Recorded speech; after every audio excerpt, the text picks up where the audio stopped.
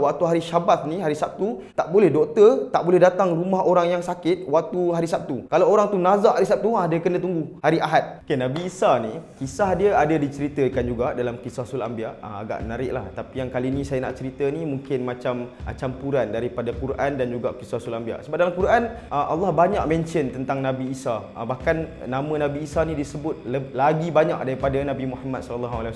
Contohnya dalam surah Ali Imran dan juga dalam surah Maryam diceritakan wajihan fid dunya wal akhirati wa minal muqarrabin. Allah bagi tahu tentang Nabi Isa ni, dia mulia dekat dunia dan dekat akhirat nanti dia tergolong dalam golongan-golongan yang qarib, dengan yang rapat dengan aku. Lepas tu Allah sambung wa yukallimun nasa fil mahdi wa kahla wa minas solihin. Maksudnya Nabi Isa ni dia boleh berkata-kata waktu dalam buayan lagi. Dan Allah beritahu wa minas solihin, dia ni orang yang soleh. Ini yang menarik. Kalau kita baca sekali imbas, nampak macam nak bagi kena rhyme je. Sebenarnya tak. Allah bagi tahu ayat ni sebenarnya dia kena dengan apa yang diceritakan oleh Ibnu Katsir. Satu hari Nabi Isa waktu ni umur dia 12 tahun. Dia ikut mak dia. Siapa mak dia? Maryam kan. Maryam ni waktu ni nak pergi ke kota Jerusalem, nak pergi pasar, nak beli barang-barang rumah lah.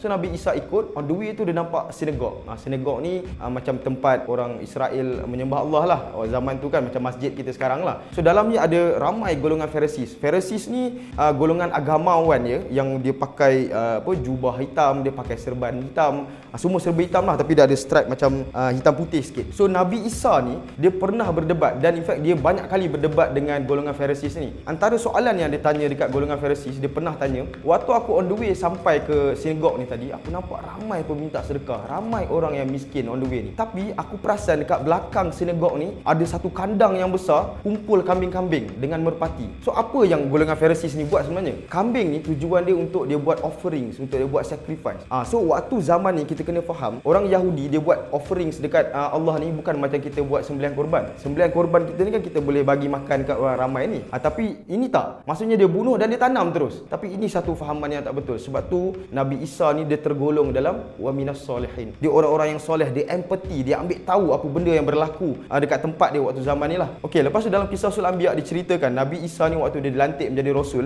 dia sebagai seorang Yahudi yang membesar dengan orang Yahudi, orang Israel. So dia observe Syabat. Syabat ni macam satu hari yang mulia untuk orang Yahudi. Dia asalnya Nabi Musa waktu dia terima 10 commandments tu kan, waktu ni ada dalam 10 commandments yang untuk orang Yahudi sembah Allah, dia specialize kan, dia khaskan hari Sabtu untuk sembah Allah. Tapi golongan Pharisees ni dah mula takwil, tafsir secara salah lah. Termasuklah waktu hari Syabat ni, hari Sabtu, tak boleh doktor, tak boleh datang rumah orang yang sakit waktu hari Sabtu. Kalau orang tu nazak hari Sabtu, dia kena tunggu hari Ahad baru doktor boleh datang. Kalau mati, matilah, takdir Allah, ada kata macam tu. So Nabi Isa datang untuk betulkan balik 10 commandments yang Nabi Musa dapat dekat Mount Sinai, dekat Tur Sina tu. So bila orang Pharisees mula tak puas hati dengan Nabi Isa, waktu ni lah Nabi Isa mula buat mukjizat dia. Kan Allah ceritakan dalam Quran, Nabi Isa dia boleh buat sculpture bentuk burung, fa'anfukhu fi, dia tiup ke atas, sculpture tu jadi burung. Tapi Allah selalu kaitkan hujung tu biiznillah. Maksudnya dengan izin Allah. Dalam Quran clearly mention memang Nabi Isa ni boleh buat semua mukjizat ni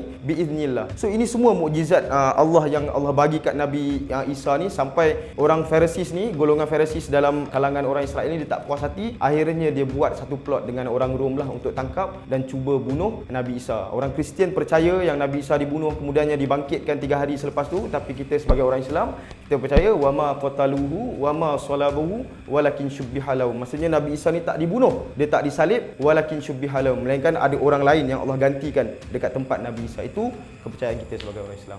Sekian saja dulu. Assalamualaikum.